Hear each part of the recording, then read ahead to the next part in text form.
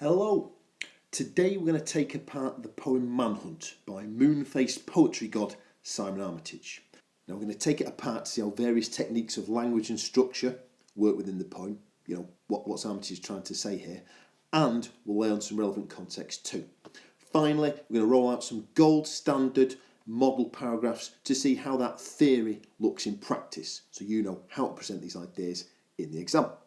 Now you can probably tell from the cartoon's top left that I'm the sort of Herbert who fancies himself as a bit of an expert at Pictionary, because this slide is going to give you the basic idea, do you see what I did there? The basic idea of the poem Manhunt. And you've got a loving wife striving to help her husband recover from the physical injuries he sustained as a soldier. However, she goes on to deduce or work out that the overriding damage is psychological. This guy is deeply traumatised by his war experiences. And it's only after making that realisation does she perceive that there's some hope in their relationship, that it can be salvaged or saved. I don't know if you know anything about the poet Simon Armitage, but this guy's been on the GCSE syllabus for the guts of 2 decades. And for good reason too. I mean, his poetry is very powerful and very accessible. The imagery doesn't obscure the meaning, it's quite clear what he's trying to say. If you're lucky enough to hear him speak, grab that opportunity with both hands. I think he's got a lovely, kind of mellifluous, dry Yorkshire accent. I mean, this guy could read the phone book and I'd be enchanted. He really is the best thing to come out of Yorkshire since J.B. Priestley and Timothy Taylor's Boltmaker beer. And as is my way, we'll kick off with analysing a metaphor from the poem, a metaphor that draws its imagery from the maternity hospital. The narrator, this woman, this wife, describes the scan of the bullet that's lodged in her husband's chest as a fetus of metal. A fetus, of course, is another word for a baby in the womb. And it's a deliciously rich metaphor because it works on 2 levels. On one hand, the idea of a fetus reflects the shape of the bullet. A fetus, as you can see from my picture, is kind of like bent in the womb, and presumably the bullet is kind of twisted or bent too.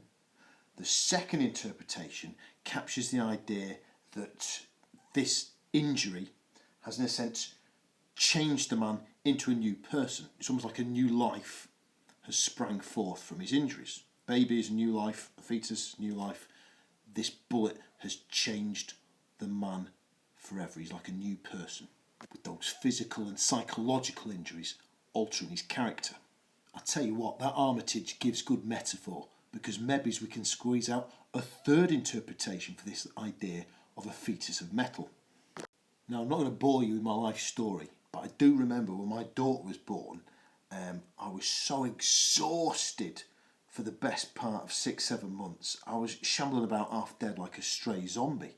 And this idea of a fetus of metal, with its connotations of childbirth and bringing a new life into the world, could perhaps allude to the stress, the demand, the hardship of looking after a newborn infant, looking after a vulnerable new life, as this man's new life or new existence is so draining and stressful for the woman too. Armitage rolls out another rattling good metaphor towards the end of the poem, when the narrator realises that the source of the husband's problems is psychological, and she talks of a sweating, unexploded mine buried deep in his mind. This is the source of the husband's issues, affecting him far more deeply than his physical ailments. What's the effect of this bomb imagery? Well, a bomb has the potential to inflict great damage. Similarly, this man is close to destruction, to self-destruction, to a mental breakdown, to damaging or devastating or irreparably ruining his relationship with his partner. I believe this imagery alludes to PTSD, post-traumatic stress disorder, when soldiers beget horrific, debilitating psychological problems on the back end of what they've experienced in war. And just to root around a bit more deeply in this image, I think it's significant that the bomb is described, the mine is described as sweating. Sweating suggests that you're tense or under pressure, you sweat when you're nervous and anxious. But secondly, explosives, high explosives like dynamite. I'm no expert on this, God knows, but apparently if it starts to sweat, well, you should do. That means it's very volatile. It could blow up. So the idea of this sweating mine conveys the absolute volatility and danger that this man poses. He could go off. He could explode. He could break down at any minute with the slightest provocation. Right. Well, we've nailed language. Let's bob on to structure now and look at Armitage's use of unrhymed couplets. Very clever trick this, because it suggests two things. First of all, we've got couplets, two lines together, perhaps alluding to a couple or two people, i.e. the narrator and her husband in this poem. But it's significant, isn't it, that these couplets are unrhymed. That suggests a sense of discord, a lack of harmony, which you could say characterises their relationship at the moment, with the man suffering from these psychological problems. These unrhymed couplets then really capturing the plight of the couple. You know, they're together, but not quite attuned, you know, not quite working properly together. For the second structural feature we'll analyse, we'll look at Armitage's use of repetition. A lot of lines in this poem kick off with the phrase, only then, which cumulatively, taken as a load, you know, to repetition, the effect of this repetition suggests the number of obstacles standing between the couple and their rebonding or their unification. Only then, only after this and after this and after this, only then could they get back together, be a proper loving unit again. And the last line of this poem appropriates this repetition, and geez, it'll break your heart because you can read it positively and negatively. Let's read that last line. Then and only then did I come close. That's how the narrator bows out of this poem. Now, the positive interpretation of this line is that they've rebonded, that she's kind of physically and psychologically got close to him again. They've healed the rift, the gulf between them. But for the negative interpretation, the negative meaning, I want you to think about somebody kicking a ball at a goal or firing a gun at a target. Did I hit it? Well, you came close. So come close, also suggesting something not quite hitting the target, something missing. So read that way, we can infer that she failed to retrieve or get back that close, loving relationship that she once had with the man. And read that way, well, it's just a quietly devastating line, isn't it?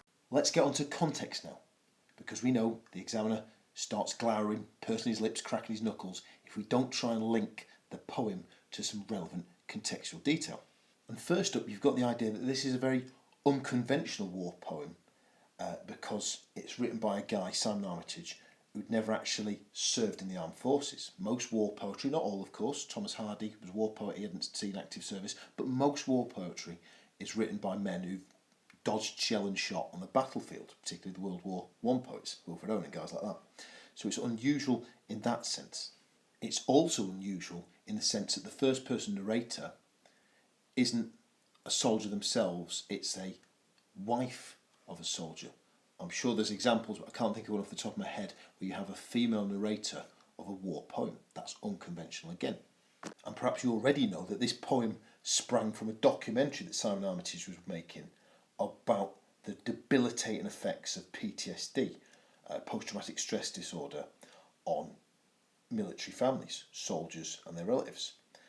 The other contextual link that you can forge here is that, much as this is an unconventional war poem, it's also in many ways uncharacteristic, unconventional in terms of Armitage's normal or classic work and output, because there's a distinct lack in this poem of the dark humour, the gallows humour that we associate with his work. For instance, one of the poems that he's best associated with, particularly to GCSE students, is one called Hitcher, about this guy who picks up a hitcher. He's jealous of this hippie's free-spirited life, and in the end the driver just beats the bajingo out of him and tosses him out of the car. And there's a kind of dark gallows humour at the end. He's kind of flung the guy either to his death or to permanent disability, and he says, "Stitch that, you can walk from here." Similarly in Kid, you've got the idea of Robin wishing to elbow Batman out the spotlight to hog it for himself. He's jealous of his mentor. However, if you're pushing for those level 9s, of course, you can play devil's advocate and say that, on the other hand, this poem is particularly characteristic of Armitage's poetry, because, like a lot of his poems, including Hitcher and Kid, this poem does grapple with the theme of conflict in relationships, often family relationships get an airing in Armitage's poem. I remember there's one called, I think there's a line that starts, "My father thought it queer," which is about Armitage getting an earring as a lad, and his dad's very amused because he doesn't think of this earring as a bold assertion of independence. He sees it as an act of bovine conformity, thinks his son's an idiot. I mean, you can well imagine that your work is going to look bejewelled by genius if your contextual idea is something along the lines of Armitage's poem here is unconventional, is uncharacteristic of war poetry in the sense that the narrator and the author lack military experience. However, we can see that this poem in some ways conforms to Armitage's conventions because we see the characteristic conflict within families as manifests in Kid with Batman and Robin and My Father Thought It Queer with his father. Thus far then, we're ticking a lot of boxes. We've got 2 bits of language analysis, 2 bits of structural, and some contextual analysis too. Next step is to work up these ideas into those zingy, zesty exam responses. The sort of response that's going to have the examiner drawing love hearts in the margins of your work. You see before you here the framework, the layout for the Edexcel exam board style of exam question. Compare how it's presented in Manhunt and one other poem. In your answer you should consider the poet's use of language and structure, relevant contextual factors.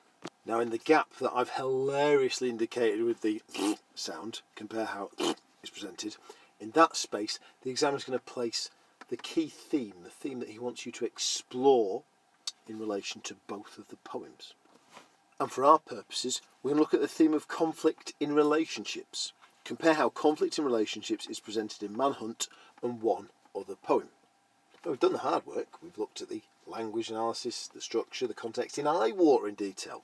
All we've got to do now is tease those ideas into an examiner-pleasing style. Stay tuned. And there is the little beauty. We'll have a read and then we'll think about why it is so effective. In Manhunt, Armitage employs metaphor to present his ideas about conflict in the marriage. He writes of the scan, the fetus of metal in the soldier's chest. As well as capturing the twisted shape of the shrapnel in his body, the baby imagery serves to compellingly convey to the reader that the man has been, in a sense, reborn. War has made him a different person to the one the narrator married. You'll notice that I've underlined best practice here for all the world to see. Let's whiz through it. Metaphor refers to that word how. Do you remember the question said compare how? How is simply alluding to the language and the structural techniques the poet has used to present the theme, in this case conflict in relationships.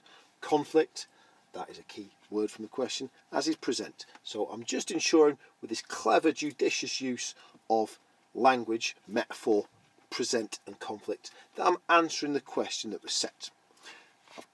Onto the evidence next. You'll notice I didn't just say the scan the fetus of metal. I wove that quotation, that small relevant quotation, into a sentence. He writes of the scan the fetus of metal in the soldier's chest. This is a small thing, but it creates a sense of flow and fluency that the examiner admires. Try and do it if you can, weaving your quotation into your own sentence. I've given, you can see here from the stuff in blue, 2 interpretations for this evidence. Highlight the fact to the examiner that I'm a real clever Trevor worthy of the highest marks. My first interpretation, that quotation captures the shape of the shrapnel, bent like a fetus in the womb. Secondly, I've said, and you can see that at the end, it kind of suggests that, with its connotations of babies, war has made this guy a different person. It's like a new life has been formed. Why the phrase compellingly convey to the reader? Well, the examiner for Edexcel loves it when you can use evaluative adverbs like compellingly, engagingly, successfully, and convey launches nicely into our explanation. Compellingly convey, successfully suggest, engagingly emphasise. You can play around with a bit of alliteration now, I guess. To the reader, you've always got to mention, God knows why, you've always got to mention the reader when you're analysing language and structure for Edexcel. This shows to the reader, this emphasises to the reader. It's a silly thing, it's a box you've got to tick, so do it.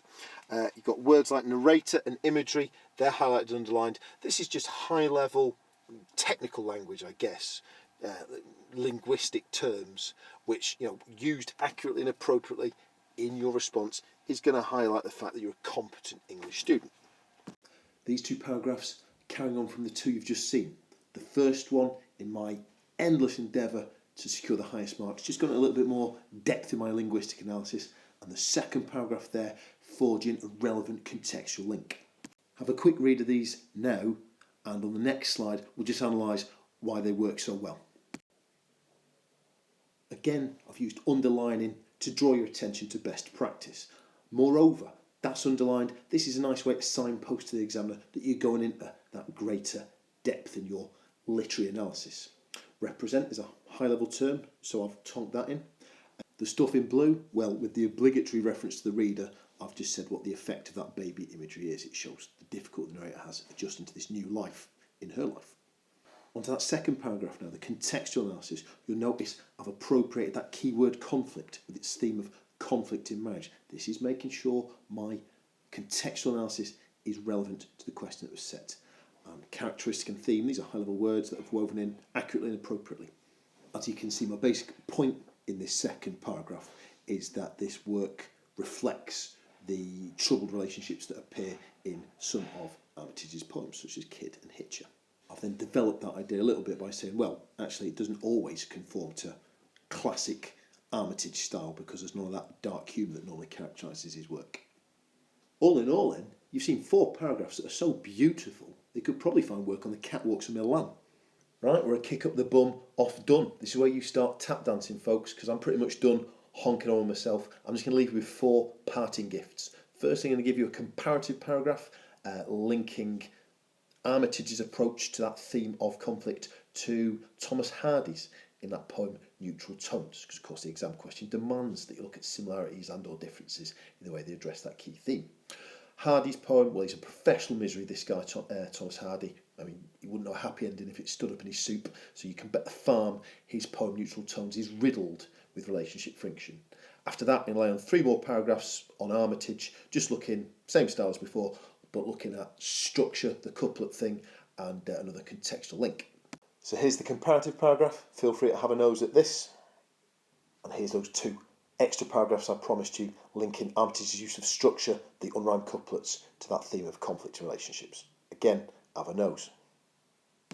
Linking those ideas to context here. Did I say 4 parting gifts?